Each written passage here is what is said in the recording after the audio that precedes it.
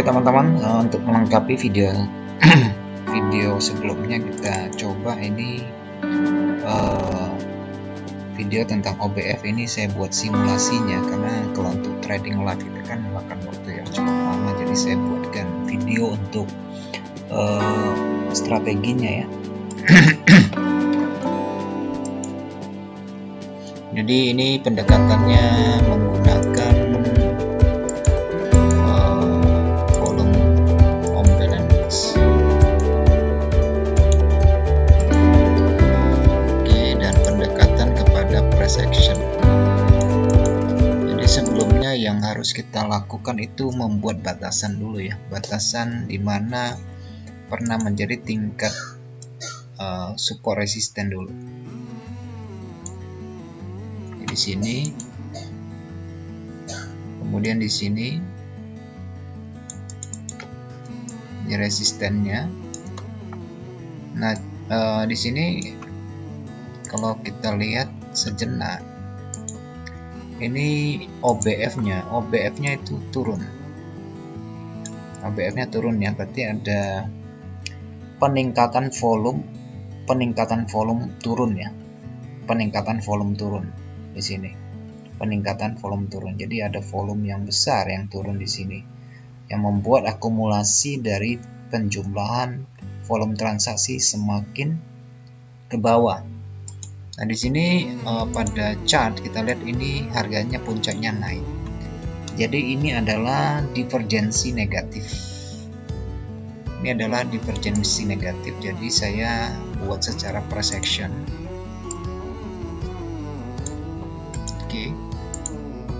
Nah, jadi kita lihat di sini ada low. Ini adalah minor support ya, minor support di sini. Jadi OBV-nya itu lebih cenderung turun seperti materi sebelumnya, bahwa dia juga memberikan indikasi di sini kebetulan adalah divergensi negatif. Jadi lebih cenderung ambil posisi turun. Kita coba jalankan sebentar sambil lihat. Ini rata-rata resisten yang belum dia lewat ya. Jadi kalau terjadi breakout pada level support ini yang kecil ini, itu boleh ambil posisi sell di situ. Di sini ya, boleh ambil posisi sell sebelumnya. Nah, di sini boleh ambil posisi sell karena OBF-nya cenderung memberikan indikasi turun di sini.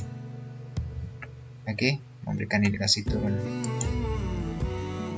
Oke, nah di sini kita lihat itu ada tingkat resisten, support di sini yang dia mantul di sini. Oke, mantul di sini. Tetapi kalau kita lihat biasnya, harga tingginya sudah membuat bias turun, dan ini sesuai dengan OBF-nya itu cenderung turun di sini. Jadi previewnya, karena kita melihat ini adalah 3 candle kekuatan buyer di sini, ini sudah dia lewat. Jadi di sini ada 2 kemungkinan untuk ambil posisi sell. Pertama di sini waktu dia lewat candle besar ini, 3 candle terakhir. Kemudian kemungkinan kedua adalah harga kembali pullback di daerah sini.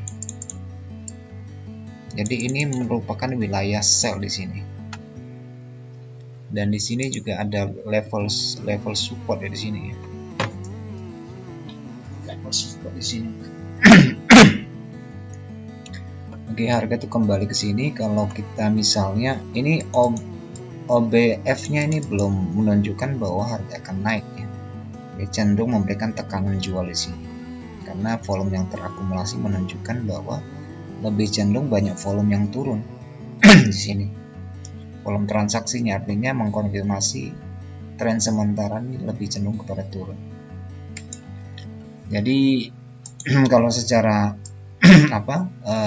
bias ini menunjukkan turun, dan ini karena di sini dia sudah breakout, ini udah breakout, jadi ini lebih cenderung kepada korektif.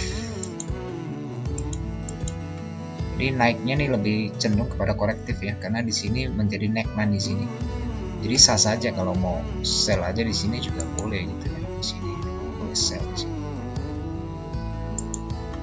Kita lihat ya. Tapi ini akan jadi benturan di sini ya. ini kan menjadi benturan, dan kita cek harga sementara tertahan pada daerah sini. Pada bagian bawah juga ada tingkat support resisten, daerah sini ya, support resisten.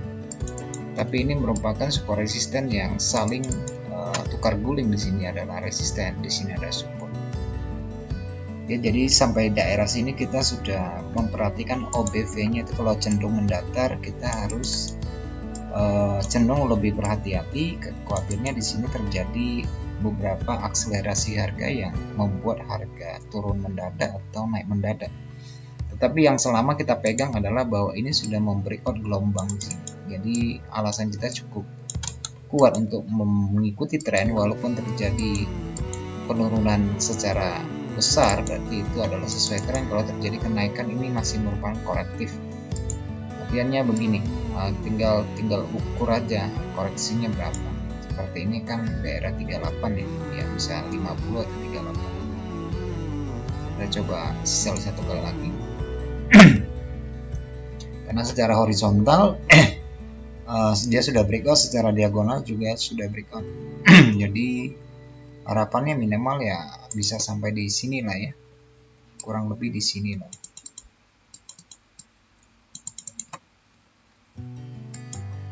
Jadi saya percepat ya supaya durasi videonya tidak terlalu panjang.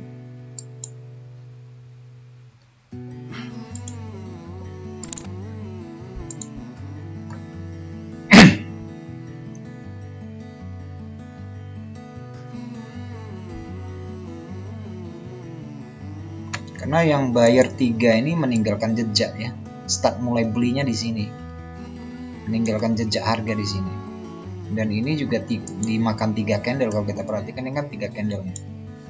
Jadi waktu 3 candle melewati 3 candle di sini, titik ini menjadi titik seimbang di sini, menjadi titik seimbang, sehingga kemungkinan turunnya itu jauh lebih besar daripada naiknya di situ.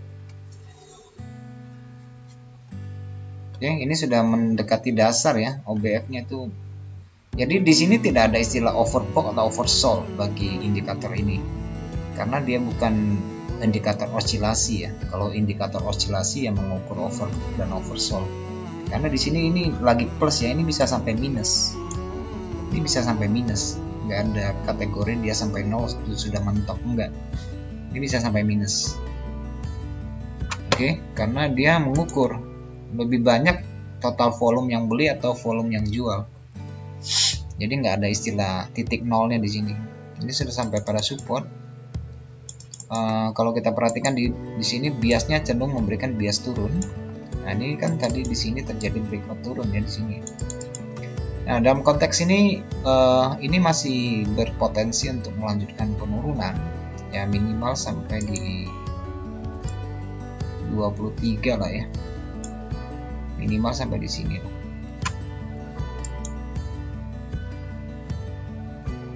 Oke, ini OBF-nya masih turun ya, masih cenderung turun ya.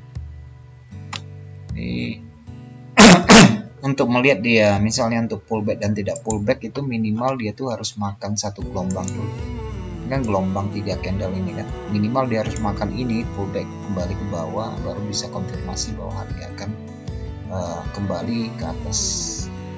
Kalau selama masih di bawah tekanan ini, juga OBV-nya masih di bawah, itu masih cenderung untuk turun. Tapi perhatikan jangan sampai di sini sideways-nya terlalu lama seperti ini. Kalau sideways-nya terlalu lama, jadi berbahaya kita untuk menahan posisi yang sudah untung akhirnya kembali menjadi minus seperti ini. Oke, karena di sini kita menggunakan 4 jam, di sini sudah hampir 3 hari ya di sini ya.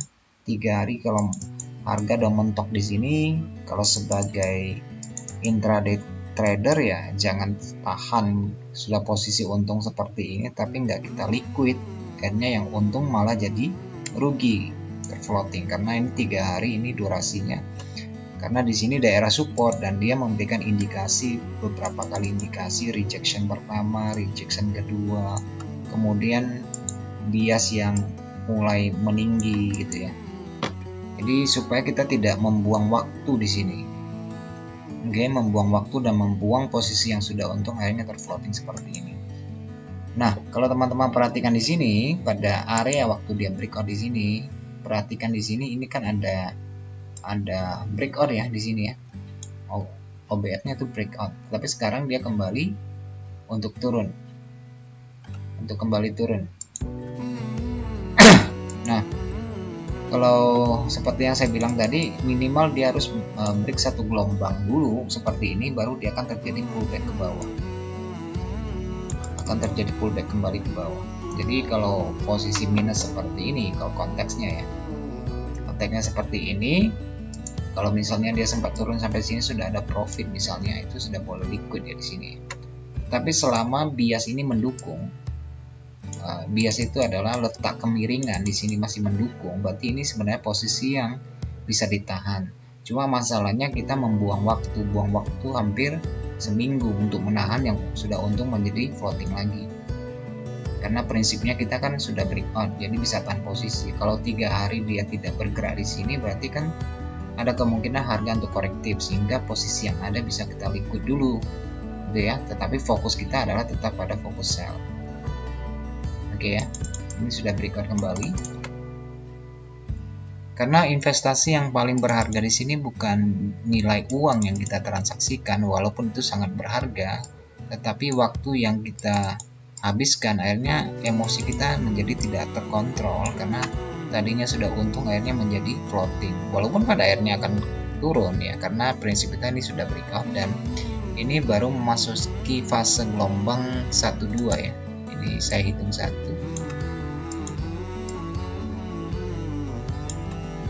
AB-nya ya, saya biasa buat AB-nya seperti ini. Jadi saya menganggap ini satu paket gelombang di sini satu, dan ini adalah korektifnya ya. Seperti yang tadi bilang, di sini bisa di sini koreksinya, bisa juga yang pertama di sini di daerah 38, di sini daerah 50. Nah misalnya ini kan sudah cukup lama nih, oke. Ini kan sudah hampir 2 hari lebih. Kalau kita nggak liquid dulu sayang gitu loh.